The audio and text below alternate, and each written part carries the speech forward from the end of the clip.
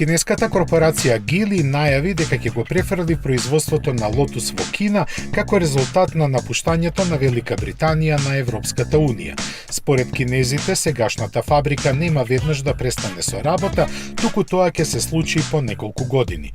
За тоа време паралелно ќе работи и новата фабрика во Кина, која ќе има капацитет за 150.000 автомобили годишно. Тие со ова сценарио планираат да го вратат Lotus на патеките на некогашната слава. За жал, малкумина веруваат дека тоа е остварливо. Geely е собственик на Volvo и London Taxi и во нивните примери покажа дека знае како да настапи. Lotus сепак е поспецифичен и слични сценарија се потешко остварливи. Најдобар доказ за некогашниот британски, а сега исто така кинески производител MG, на кој и покрај сите обиди никако не му успева ништо од плановите. Продавајќи 1630 автомобили, Lotus лани имаше најдобрата година во декадава. Оваа компанија што Geely ја презеде пред година и пол од малезискиот Proton имаше доста големи амбиции.